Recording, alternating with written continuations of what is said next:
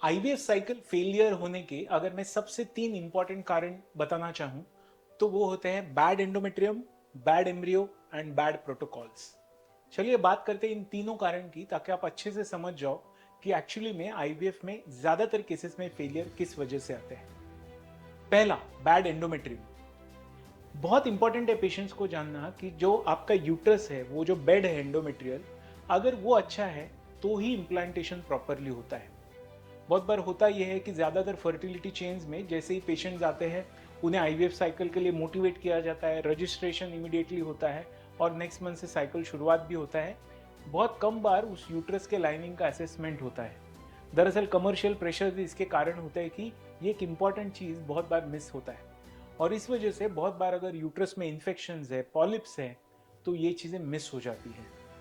बहुत बार होता ये भी है कि अगर आप ऐसे जगह पे ट्रीटमेंट ले रहे हो जहाँ पे मेन लैब कहीं और है, आप कहीं सैटेलाइट सेंटर में आईवीएफ ट्रीटमेंट ले रहे हो, तो बहुत बार वहाँ के जूनियर डॉक्टर्स एंडोमेट्रियम को अच्छे से पहचान नहीं पाते। यूट्रस का जो लाइनिंग है, वहाँ का ब्लड फ्लो है, अगर उसको हमने सही से मॉनिटर नहीं किया तो केवल 3 लाइन दिखने के बाद जो प्रोजेस्टेरॉन एडिशन का स्टाइल है, जहाँ पे लगभग पेशेंट्स को बताया जाता है कि इस दिन पे आप प्रोजेस्टेरॉन ले लो और ट्रांसफर के लिए आ जाओ, ये जो one size fits all protocol होता है ना, इन्हीं वजह से बहुत बार होता यह है कि पेशेंट को लगता है सब साइकिल तो अच्छे से हुआ, लेकिन एक्चुअली में रियलिटी ये होता है कि उनके यूट्रस का लाइनिंग रेडी ही नहीं रहता। अगर यूट्रस का लाइनिंग ही रेडी नहीं होगा तो एम्ब्रियो इम्प्लांटेशन नहीं होगा। तो बहुत इंपॉर्टेंट है इस यूट्रस का प्रिपरेशन अच्छे होने से। यूट्रस का प्रिपरेशन अच्छे से कैसे होगा? पहले आपके आईवीएफ साइकिल के पहले हिस्ट्रोस्कोपी का होना बहुत ज़रूरी है, क्योंकि ये हिस्ट्रोस्कोपी क्रॉनिक एंडोमेट्राइटिस, यूट्रस के अंदर का इन्फ्लेमेशन, सेप्टम, पॉलिप, बहुत सारी ऐसी चीज़ें बहुत आसानी से क्लियर कर देता है। ये साइंटिफिकली प्रूवन है कि हिस्ट्रोस्कोपी की वजह से आईवीएफ के सक्सेस रेट इंप्रूव होते हैं प्री साइकिल अगर हम हिस्ट्रोस्कोपी करें तो। दूसरा बहुत इंपॉर्टेंट हमें जो इसमें रेमेडी है यूट्रस के लाइनिंग के लिए, वो है कि एक अच्छे डॉक्टर ने ही सोनोग्राफी करना बहुत इंपॉर्टेंट है। स्पेशली सोनोग्राफी तब जब पीरियड के डे 12 13 आते हैं ना, वहाँ पे यूट्रस का लाइनिंग कैसा है, यूट्रस का ब्लड फ्लो कैसा है, ये बहुत इंपॉर्टेंट है। इसे हम कहते हैं कलर डॉपलर स्टडीज। बहुत बार होता क्या है ना, यूट्रस का आपको लाइन तो 3 अच्छे से दिखेंगे, लेकिन अगर वहाँ पे अंदर यूट्रस में ब्लड फ्लो अच्छे से नहीं है, जोन 1 या जोन 2 ही ब्लड फ्लो है, और अगर अच्छे से ब्लड फ्लो नहीं है जिसे हम एप्पल बाम स्कोर कहते हैं, तो उस वजह से होता ये है कि आपको लगेगा कि आपका यूट्रस रेडी है, लेकिन एक्चुअली में यूट्रस का लाइनिंग रेडी नहीं रहता प्रोजेस्टेरॉन ऐड करने के लिए। तो दूसरा बहुत इंपॉर्टेंट चीज़ है कि आपका जो यूट्रस का सोनोग्राफी है वो बहुत अच्छे जगह पे होना चाहिए। तीसरा और बहुत इंपॉर्टेंट फैक्टर जो यूट्रस के लाइनिंग के बारे में मैं कहूँगा, वो है यूट्राइन प्राइमिंग। हमने बहुत बार देखा है कि पेशेंट जिनका उम्र 40 या 45 होता है ना, उनके केस में साइकिल की शुरुआत करने के लगभग 2 से 3 महीने के पहले तक अगर हम यूट्रस को हर महीने प्राइम करें तो यूट्रस का लाइनिंग बेहतर बनता है। और अगर बेहतर लाइनिंग है तो ऐसे केसेस में आईवीएफ साइकिल का सक्सेस रेट भी इंप्रूव होता है। याद रखिए, बहुत सारे पेशेंट यूट्रस के लाइनिंग के थिकनेस के बारे में बहुत ज़्यादा सेंसिटिव होते हैं। उन्हें लगता है यूट्रस का लाइनिंग अगर 10 मिलीमीटर 12 मिलीमीटर हो गया तो सब अच्छा है। ऐसा नहीं है। यूट्रस का लाइनिंग भले ही आपका 7.5 मिलीमीटर हो, लेकिन अगर ब्लड फ्लो अच्छा है, वहाँ पे कुछ इन्फेक्शन नहीं है, तो ऐसे केसेस में आपको प्रेगनेंसी मिलने के चांस बेहतर होंगे। लेकिन केवल यूट्रस का लाइनिंग 12 मिलीमीटर 13 मिलीमीटर है, लेकिन पॉलीपॉइडल एंडोमेट्रियम है, ब्लड फ्लो अच्छा नहीं है, तो ऐसा यूट्रस आपको प्रेगनेंसी नहीं दे सकता। तो मैंने आपको पहला कारण बताया, वो है bad endometrium, bad uterine cycle. अभी जो दूसरा कारण है वो है बैड एम्ब्रियोस। देखिए, एम्ब्रियो ट्रांसफर के दिन बहुत कम पेशेंट्स को एक्चुअली में लैब में एक्सेस दिया जाता है जहाँ पे डॉक्टर्स, एम्ब्रियोलॉजिस्ट उनको खुल के बताएं। ज़्यादातर फर्टिलिटी चेंज में पेशेंट बस उनको किसी पेपर पे लिख के दिया जाता है क्या एम्ब्रियोज है, वो सुन के बस वो खुश हो जाते हैं अगर डॉक्टर ने कहा एम्ब्रियो अच्छे है तो। As a patient embryo transfer के दिन आपको 3 सवाल के बारे में जानकारी होनी बहुत ज़रूरी है। पहला, आपके एम्ब्रियो कौन से डे के हैं। याद रखिए, दुनिया भर में डे 5 मतलब ब्लास्टोसिस्ट एम्ब्रियोज ऐसे हैं जो वर्ल्ड वाइड एक्सेप्टेड है कि वो एम्ब्रियोज अच्छे हैं करके।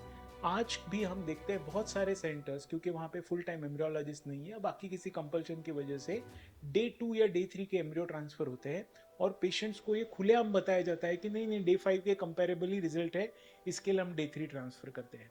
सवाल ये है कि अगर डे 5 के कंपेरेबल है, इक्वली सक्सेस रेट डे 3 का है, तो फिर आप डे 5 क्यों नहीं कर रहे हो, डे 3 क्यों कर रहे हो? तो इसकी बड़ी वजह ये होती है कि बहुत सारे आईवीएफ लैब में होता ये है कि अगर उन्हें डे 3 में अगर पता चले कि एम्ब्रियोज अच्छे से ग्रो नहीं हो रहे, बहुत ज़्यादा फ्रेगमेंटेशन है, तो वो पेशेंट के यूट्रस में एम्ब्रियोज डालना प्रेफर करते हैं। दरअसल ये बहुत गलत अप्रोच है। ऐसे वक्त पेशेंट और डॉक्टर दोनों का उतना फर्म कन्विक्शन होना चाहिए, जहाँ पे उनका सोच ये होना चाहिए कि अगर एम्ब्रियोज डे 3 में खराब लग रहा है तो उनको और 2 दिन आगे ग्रो होने दो, ताकि वाकई में अगर एम्ब्रियो डे 5 तक ब्लास्टोसिस तक ग्रो होने वाले हो तो ही उस एम्ब्रियो का इम्प्लांटेशन होगा। बहुत बार हम ये सोचते हैं कि यूट्रस में डालेंगे तो कुछ अलग रिजल्ट होगा, ऐसे कुछ नहीं होता। अगर आपके एम्ब्रियोज अच्छे नहीं है तो यूट्रस में इम्प्लांट नहीं हो सकते। बैड एम्ब्रियोज का दूसरा मतलब ये है कि बहुत बार ब्लास्टोसिस्ट एम्ब्रियोज ट्रांसफर करने के बावजूद लोगों को लगता है कि डे 5 का एम्ब्रियो मतलब बेस्ट ही डाला होगा, ऐसे नहीं है। डे 5 में भी आपके एम्ब्रियो का क्वालिटी क्या है, क्या वो ए क्वालिटी के है, बी के है या सी के है, ये बहुत मैटर करता है। एम्ब्रियो फुल्ली एक्सपैंडेड है या नहीं, वहाँ पे फ्रेगमेंटेशन है, ये भी इतना ही इंपॉर्टेंट है। थर्ड और मोस्ट इंपॉर्टेंट, एम्ब्रियो केवल दिखने में अच्छा नहीं बल्कि क्रोमोसोमली नॉर्मल होना बहुत ज़रूरी है, जो हम इंश्योर करते हैं पीजीटी के माध्यम से, प्री इम्प्लांटेशन जेनेटिक टेस्टिंग, जिससे हमें वाकई में पता चलता है कि एम्ब्रियो क्रोमोसोमली नॉर्मल है या नहीं है। अगर एम्ब्रियो क्रोमोसोमली नॉर्मल नहीं है तो उसको हम एनिप्लॉइड एम्ब्रियो कहते हैं, और वो दिखने में कितना भी अच्छा हो उसका इम्प्लांटेशन नहीं होता। तो जब मैं बैड एम्ब्रियो की बात करता हूँ तो उसका grading, day of embryo transfer और उसका पीजीटी मतलब क्रोमोसोमल स्टेटस, ये 3 चीज़ें बहुत इंपॉर्टेंट है। थर्ड और मोस्ट इंपॉर्टेंट फेलियर का कारण बैड प्रोटोकॉल्स। बहुत बार यंग डॉक्टर्स, इनएक्सपीरियंस डॉक्टर्स अगर आईवीएफ साइकिल करते हो तो बहुत बार वो एक ही चीज़ बार बार करते रहते हैं, जिस वजह से आपको रिपीटेड साइकिल में फेलियर आते हैं। बहुत बार एक्सपीरियंस यहीं पे काम आता है, जहाँ पे आपके इम्प्लांटेशन विंडोज़ को ट्वीक करना, आपके साइकिल के प्रोटोकॉल को ट्वीक करना, ये बहुत इंपॉर्टेंट है। और इसीलिए मैं पेशेंट्स को कहता हूँ कि जब भी आप आईवीएफ सेंटर चुनो ना, तब एक्सपीरियंस डॉक्टर्स चुनो। देखिए, हर डॉक्टर पहले यंग होता है, बाद में एक्सपीरियंस होता है, लेकिन इंपॉर्टेंट ये है कि आप किसी फर्टिलिटी चेन या किसी ब्रांड के पीछे मत भागो। फाइंड आउट कीजिए कि वहाँ पे कहाँ पे सीनियर और बहुत ज़्यादा अवेलेबल डॉक्टर्स हैं, क्योंकि वही लोग हैं जो परफेक्टली आपके लिए प्रोटोकॉल डिज़ाइन कर सकते हैं। आजकल हम बोलते हैं आईकॉस, मतलब इंडिविजुअलाइज कस्टमाइज ओवेरियन स्टिमुलेशन, मतलब हर पेशेंट के लिए हमें अलग प्रोटोकॉल अगर हम ठीक से करें ना, तो हमारे एग का जो रिट्रीवल रेट है वो अच्छा रहता है। बहुत बार फर्टिलिटी चेन में एक फिक्स डोज सबको दिया जाता है, फिर किसी के अंडे बनते किसी के नहीं बनते।